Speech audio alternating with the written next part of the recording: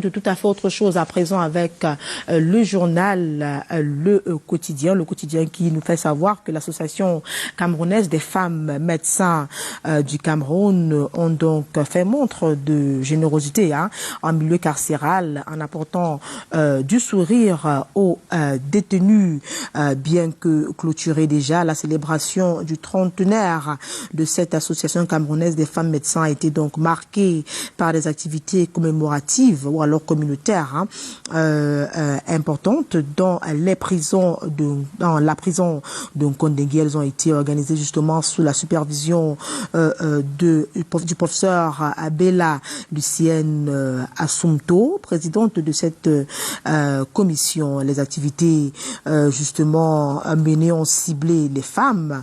On retiendra justement principalement le dépistage des troubles glycémiques, des problèmes touristiques, j'y arrive, des consultations de psychologie, de l'analyse des violences basées sur le genre. Au total, 230 prestations individuelles ont donc été offertes, en plus de la sensibilisation de masse et des dons parmi lesquels des cartons de savon, d'eau de javel, des ballots de rouleaux de papier toilette et des paquets de masques jetables. Bref, en tout cas, ces femmes-là ont fait montre de beaucoup de générosité à l'endroit de ces détenus en milieu carcéral, de quoi leur redonner le sourire et le goût de vivre malgré leur situation. On continue avec le journal Les Équations, journal qui parle du projet Cameroun Ndolé City, et il nous fait savoir que Paul Biya mène le navire vers une émergence certaine. Le journal indique qu'après la convocation des parlementaires à une session ordinaire de l'Assemblée nationale par le très honorable président Kavaye Yegé-Djibril, le ministre de l'économie, du plan et de l'aménagement du territoire, Alamine Ousmane Mey, a défendu avec conviction la stratégie nationale de développement du Cameroun à l'horizon 2030. Ici, l'on parle des investissements massifs qui tracent la route des financements innovants. Dans cette vision, le projet Ndolé City, qui fait aujourd'hui l'objet de toutes les attentions, en fait bien évidemment partie. Le journal L'Équation en parle en plus détail dans sa parution de ce jour. C'est d'ailleurs la principale information que livre le journal ce mercredi matin. On continue avec Génération Libre, le journal de François Fonio Photo, qui s'intéresse au projet de promotion de l'inclusion économique des jeunes. L'ONG et le FONGI tiennent leur comité de pilotage. Titre donc le journal à ce sujet en première de couverture. Le ministre de la Jeunesse et de l'Éducation civique, Mounouna Foutsou, a présidé le lundi 22 novembre 2021 dans la salle de conférence du Centre multifonctionnel de promotion des jeunes de référence de Yaoundé à Madagascar les travaux de la session conjointe du comité de pilotage de l'Observatoire national et de la jeunesse et du Fonds national d'insertion du fer de lance de la nation, couplé justement à la remise des cartes jeunes biométriques co-brandées visa aux jeunes bénéficiaires et aux délégués régionaux. L'objectif de ces travaux était justement d'évaluer le chemin parcouru des deux projets depuis leur création en 2016, dont la promotion de l'inclusion économique des jeunes, mais aussi et surtout sur le plan de la visibilité et du respect des procédures validées dans le cadre de la mise en œuvre du plan triennal spécial Jeune Génération Libre. Se voit beaucoup plus explicite sur cette actualité-là dans sa parution de ce jour. Et on continue avec le quotidien Réalité Plus, le journal de Paul Ngouaré Kindji, qui s'intéresse à la densification et extension du réseau d'eau potable. Et il nous fait savoir que le directeur général de la Camwater, Gervais Bolenga, autant pour moi, séduit par l'offre d'une firme indienne. Le directeur général de la Camwater est donc en quête de la plus puissante technologie pour l'extension du réseau d'eau potable à Yaoundé et à Douala, puis dans d'autres villes. Au cours justement de la séance de travail tenue ce 23 novembre 2021 à Yaoundé, Gervais Bolenga donc découvert les potentialités de cette firme indienne qui sera choisie parmi 3 sociétés pour booster les opérations de cette structure qui est chargée d'approvisionner les Camerounais en eau potable. On continue avec l'autre hebdomadaire le soir, également parvenu à notre rédaction ce mercredi matin. Le journal revient sur cette information relative à la volonté du chef de l'État centrafricain de voir un Camerounais venir faire imprimer alors booster la crypto-monnaie dans son pays. Le président Faustin Archange Touadéra donc fait confiance à une entreprise camerounaise ayant justement démontré son efficacité et sa formidable percée dans le monde de l'investissement sûr dans le cadre de la mise en place d'un paradigme économique innovant avec la mise en orbite de la crypto-monnaie pour sortir du diktat de plusieurs grandes lobbies, de plusieurs grands lobbies économiques dans le monde. Le soir, on parle de manière beaucoup plus explicite dans les articles parus de la page 3 à la page 4. Et avec le soir, on met la clé sur l'opération de la revue de presse Acte en direct du studio de la ville de Yaoundé. Merci d'avoir été des nôtres. Restez scotchés, vous le savez, c'est une tradition. L'exercice se poursuit cette fois-ci du côté de Douala avec Mike Tike qu'on va immédiatement retrouver grâce à Thierry Kamto qui assure derrière la baie vitrée. Mike, bonjour. Qu'est-ce qui fait la une des journaux du côté de Douala ce mercredi matin? Karel, la suite, il y a Douala avec le messager qui ce matin nous ramène au tribunal criminel spécial à Yaoundé dans cette audience qui a eu lieu hier, audience qui oppose donc l'État du Cameroun à l'ancien ministre délégué à la présidence de la République chargé de la défense, Edgar Alain Mbongo. Le journal se demande ce que cache le rétropédalage de la partie civile dans cette affaire livrée à un parquet du TCS qui continue d'éprouver de sérieuses difficultés à rassembler les preuves solides pour soutenir l'accusation. Le messager estime que le dossier de l'ex-ministre délégué à la présidence de la République chargé de la défense, Edgar Alain Mbongo, reste désespérément vide. Jusqu'à quand va-t-on poursuivre un homme inutilement accusé de quelque chose de juridiquement impossible, couvert du sceau du secret de la défense nationale? Le journal finit par conclure qu'aucune irrégularité n'a été relevée dans la gestion des fonds, justement des fonds imputés à l'ancien ministre Edgar Alain Mbongo. Le même journal nous parle de Sud Forum, une base d'innovation dans la région du sud du Cameroun. Ce forum sur l'investissement dans cette partie de notre pays, un dispositif d'urgence pour l'emploi jeune. Ce mercredi, effectivement, par terre d'intervenants se retrouve à Ebolova, la capitale de la région du Sud, pour partager sur les enjeux de Sud Forum, une plateforme d'échange et de rencontre, un catalyseur du développement technologique, une base d'innovation, de réactivation économique, sociale et culturelle adossée sur le port autonome de Kribi, la vitrine d'une région plus que jamais inscrite sur le développement régional. Les détails de ce Sud Forum dans les colonnes 2 du journal Le Messager de ce jour, qui, à sa une principale, vous le voyez, nous parle de la crise sécuritaire et sociopolitique dans les régions du nord-ouest et du sud-ouest du Cameroun, avec le passage de Paul Tasson, ministre délégué auprès du ministre de l'économie, de la planification et de l'aménagement du territoire hier, le passage du ministre devant l'Assemblée nationale qui a soulevé un pan de voile sur la gangrène du conflit dans les deux régions du nord-ouest et du sud-ouest. On retient de l'exposé de Paul Tasson que globalement la crise dans les deux régions a induit une perte au niveau national de 0,8 points de croissance du PIB en 2019 et 0,3 points en 2020. Ces pertes de points de croissance correspondent à une perte en termes réels cumulée sur le PIB au niveau national de plus de 421 milliards de francs CFA entre 2017 et 2020. Au niveau des finances publiques, la crise a impacté négativement les recettes fiscales de l'État dans les deux régions. En 2016, les recettes fiscales et douanières hors Sonara montaient à 24 milliards et tombaient à près de 14 milliards en 2019, soit une perte de plus de 41%. Dans cette crise dans les régions régions du nord-ouest et du sud-ouest du Cameroun. Le poids des péchés de ce conflit anglophone a donc été débattu à l'Assemblée nationale hier avec le ministre délégué auprès du Minepat qui a subi hier devant les députés toutes les récriminations nourries par rapport à ce conflit. Jean-Michel Nintieux, par exemple, le député du Social Democratic Front, estime que le gouvernement cherche à banaliser l'ampleur des horreurs dans les régions du nord-ouest et du sud-ouest du Cameroun. La nouvelle expression qui est en kiosque ce jour nous fait également part de ces révélations fracassantes du député Jean-Michel Nintieux hier devant la représentation nationale à Yaoundé à l'occasion de cette séance.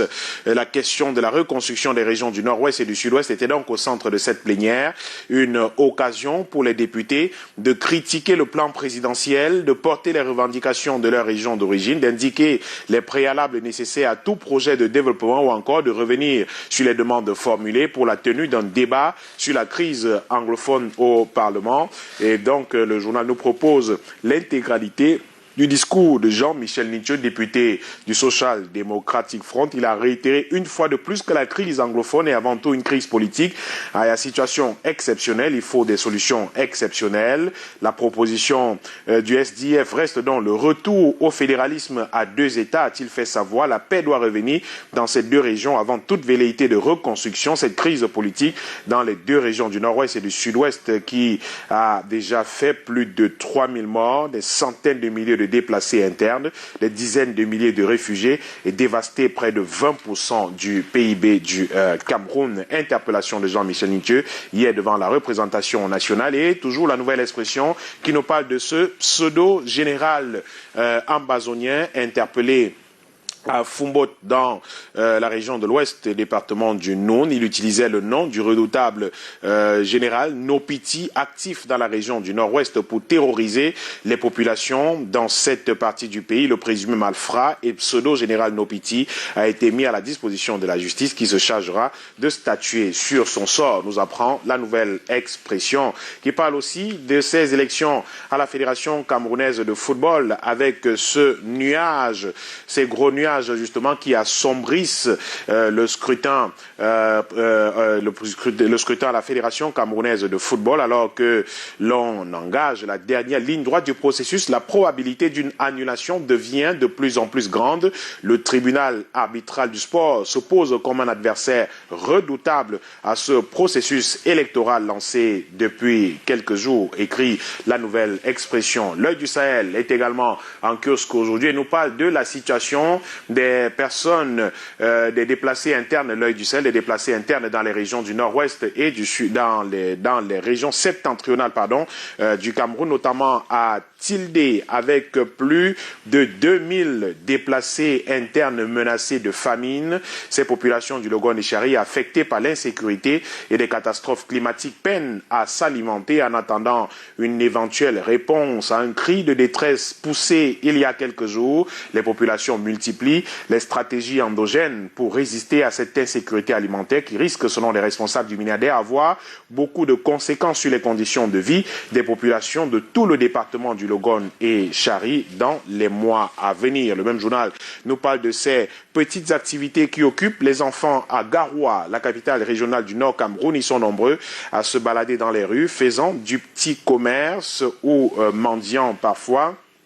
En marge totale de la réglementation, les réglementations, lois nationales et internationales d'ailleurs, qui interdisent le travail des enfants. Les détails donc à lire dans les colonnes du journal L'Œil du Sahel, le très hebdomadaire régional d'information du Nord Cameroun, qui nous parle aussi de la situation de scolarisation des enfants dans le septentrion du Cameroun, notamment dans la région du Nord. Près de 70 000 enfants non scolarisés en 2020 dans cette partie de notre pays. C'est le chiffre des enfants en âge de fréquenter au primaire. Mais le journal note que malgré que plusieurs enfants de la région du Nord n'ont pas toujours accès à l'éducation, il est tout de même important de relever que les chiffres vont croissant au fur et à mesure que les années passent, avec les 89% qu'enregistrent les filles et les 90% des garçons à l'école primaire pour l'année scolaire 2019-2020. 2020. Il est clair que le Nord est loin de la période où il enregistrait 60% ou même 50% des taux de scolarisation. Cependant, il reste encore beaucoup à faire. Note le journal L'Œil du Sahel. Eco-Matin est également paru aujourd'hui. Eco-Matin qui nous parle de ce chantier de construction de l'immeuble siège de l'Assemblée nationale à Yaoundé. Lancé en décembre 2019 pour une durée de 46 mois, les travaux de construction du nouvel immeuble siège de l'Assemblée nationale connaissent un retard de 6 mois. Beijing Urban Construction Group, l'entreprise chinoise qui réalise les travaux, invoque la persistance de la pandémie de coronavirus comme raison de cette situation. Et pour rattraper ce retard, le comité de suivi des travaux de ce chantier, dont le coût global s'élève à plus de 54 milliards de francs CFA, annonce l'importation d'ici mars 2020 de 120 à 350 nouveaux ouvriers de Chine pour doubler la main-d'œuvre pour le chantier en question. Le journal parle aussi du service de la dette dans notre pays avec le Cameroun qui va payer 240 milliards de francs CFA d'intérêt sur la dette en 2022. Les détails dans le journal Eco-Matin qui est paru aujourd'hui. La voix du consommateur est également en kiosque ce jour et le journal nous parle de la prolifération des stations-service dans les grandes métropoles du Cameroun, notamment Douala et Yaoundé, prolifération inquiétante des stations d'essence, des stations-service poussent justement comme des champignons, sans le respect des normes environnementales et des conditions réglementant ce secteur. Certaines sont construites à proximité des maisons d'habitation, des écoles, des lieux de culte et autres lieux publics, des hôpitaux parfois. Cette profusion se fait avec la complicité de certaines autorités qui ne voient pas la catastrophe qu'elle peut provoquer en cas d'incendie ou d'accident de circulation.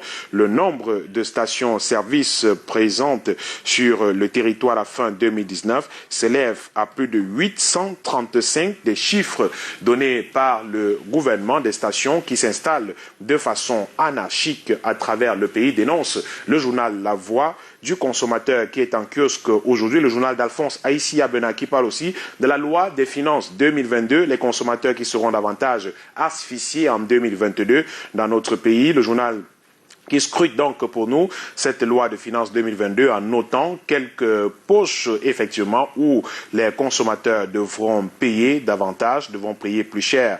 C'est à retrouver dans le journal La Voix du consommateur qui nous amène également à Baganté pour parler de ce foyer de la paix Nyat Difendi inauguré par le maire Éric Aimé Nyat dans la capitale du département d'Undé. Cette œuvre sociale va abriter les cérémonies de mariage, séminaires, conférences et bien d'autres. En image donc dans le journal La Voix du consommateur, cette belle salle construite à Baganté. La suite avec Médiaction avec qui on reste dans la région de l'ouest du Cameroun et qui nous parle de ses hommages à l'honorable Samuel Wembe, la célébration de la vie de ce grand homme. C'est donc c'est 26 et 27 novembre à Bafoussam, la capitale régionale de l'ouest du Cameroun. Samuel Wembe, lui, qui a donc tout donné à cette ville, recevra donc d'elle. Et d'ailleurs, une rue a été baptisée au nom de cet homme qui a marqué d'une pierre blanche son passage et sa vie dans la ville de Bafoussam. Le journal Médiaction qui est allé recueillir quelques témoignages de proches et personnes qui ont connu l'homme qui parle de lui dans les colonnes de Médiaction en kiosque aujourd'hui. Et l'université de Tchang également avec cette rentrée académique solennelle, triomphante conduite par le professeur Roger Tsafak Nanfosso il y a quelques jours maintenant sur le campus de l'université de Tchang dans la région de l'ouest du Cameroun. On termine cette revue de presse avec l'Albatros qui nous parle de la Coupe d'Afrique des Nations Total Énergie 2021 au Cameroun et la communication tardive remarquée autour de cette grande fête du football, au Cameroun, qui bloque donc le budget alloué à la communication de ce grand rendez-vous du football africain en terre camerounaise. Question posée par le journal L'Albatros qui est allé mener son enquête et nous livre d'ailleurs les résultats dans ses colonnes aujourd'hui. Le même journal qui nous parle des élections à la Fédération camerounaise de football et se pose également une question à sa une. À qui profitent les différents mascarades observées autour de l'organisation des élections à la Fédération camerounaise de football? Les réponses, c'est à retrouver naturellement dans les colonnes du journal L'Albatros qui est paru ce mercredi. Et qui met un terme à cette revue de presse ce matin, 7h26. Bonjour Michael Tipkio. Bonjour Thierry. Allez, heureux de vous retrouver ce jour une fois de plus pour cet exercice. Très heureux également. Bonjour Patricia. Bonjour Michael et bienvenue parmi nous. Merci. Bonne journée à vous, mon très cher. Je vous le souhaite également, je souhaite passer une agréable journée. Après, on lui souhaite bienvenue qu'on prend déjà congé de lui. Il est reparti à la relation, c'est Oui. ça la suite de la journée. Naturellement, il faut continuer le travail. Continuer le travail avec beaucoup de joie. J'en ai terminé ici. Voilà, il a terminé ici. Quelqu'un d'autre qui n'a pas terminé de continuer à faire ses bonnes œuvres dans la vie, continuer à donner le meilleur de lui-même. Moi, je l'appelle quelqu'un de sympathique, de vrai, parce qu'il sait vous dire les choses quand il faut les dire. Dis-nous. Si c'est bon, il vous dit c'est bon. Si c'est mauvais, il vous dit que c'est mauvais. Par la grâce de Dieu, il a eu cette joie immense d'avoir un an de plus. Hier, eh bien, c'est le fonctionnaire international qui est en ce moment du côté de Ouagadougou en service à l'UNICEF. Oui, c'est Ndiwamba Tayo Charles. Ndiwamba Tayo Charles, vous avez un an de plus. Eh bien, recevez le sympathique souhait d'anniversaire de la part de la famille du Canal Matin. Happy birthday. Et toutes les populations du côté du village Lanlou. Joyeux anniversaire. Il faut Ndiwamba. Tayo Charles, merci pour votre bonheur. Et à Yaoundé, Patricia, oui. Elle a un an de plus également. C'est une petite fille, elle a 5 ans, elle est sympathique, elle est gentille comme toutou. La petite toutou, oui, c'est la petite fille du papa Charles. Elle a 5 ans et elle a décidé de partager le gâteau d'anniversaire du côté du quartier Ahala, c'est à Yaoundé, avec ses frères, sa famille, samedi 27 novembre. Eh bien, pour la petite Eyala, la petite Elia Fola, tu as 5 ans, joyeux anniversaire ma petite, oui, ta tantine adorée, la dame de cœur, Germaine Rose, te souhaite un joyeux anniversaire et on va manger le gâteau ensemble. Ça, c'est une bonne tantine, ça. Oui. Bravo, tantine Germaine Rose. Et happy birthday à la tout boubou.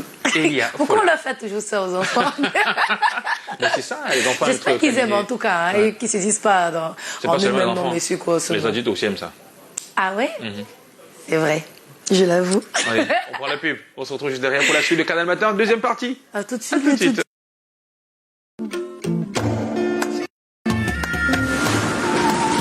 Sous le très haut patronage du président de la République, son Excellence Paul Biya, les communes et villes unies du Cameroun organisent les Journées économiques internationales des communes pour le développement des territoires du 3 au 5 décembre 2021 au Palais polyvalent des sports de Yaoundé.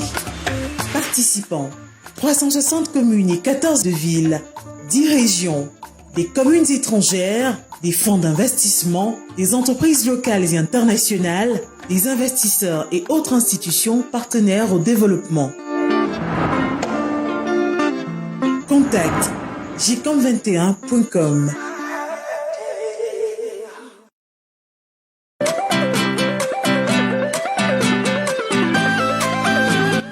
Équipez-vous des purificateurs d'air multi-effets qui combattent et détruisent systématiquement les polluants atmosphériques, les bactéries, les microbes, les allergènes, les virus, y compris le redoutable coronavirus. Pour toutes vos commandes de purificateurs d'air dernière génération, contactez le distributeur exclusif en Afrique centrale, Ibecom SARL Yaoundé Cameroun. La vie est précieuse, protégeons-la.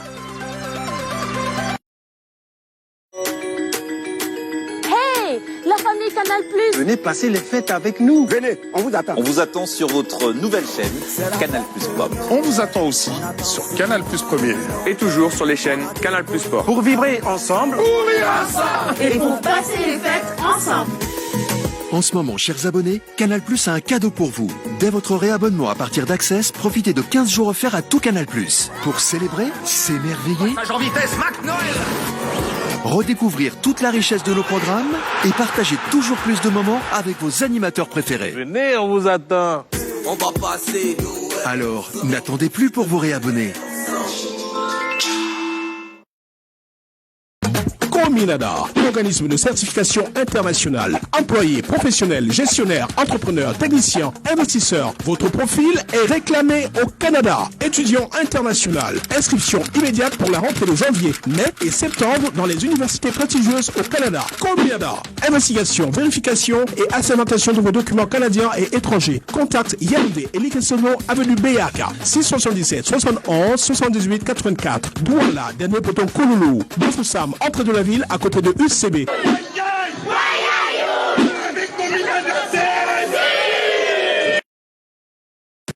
Yafé 2021. Yafé, c'est même quoi? Yaoundé en fête, c'est en moyenne 250 000 visiteurs en 17 jours. La plus grande foire urbaine du Cameroun revient pour sa 16e édition du 17 décembre 2021 au 2 janvier 2022 sur la partie basse du Palais des Congrès de Yaoundé. C'est la magie à Yafé, Yafé, c'est Yaoundé qui est en fête, Yafé. Yafé, c'est une grande foire commerciale pour faire de bonnes affaires, des jeux et des manèges pour tous, grands comme petits. Le rendez-vous de la gastronomie festive et de nombreux concerts avec les artistes que vous adorez. Yafé, du 17 décembre au 2 janvier sur la partie basse du Palais des Congrès de Yaoundé.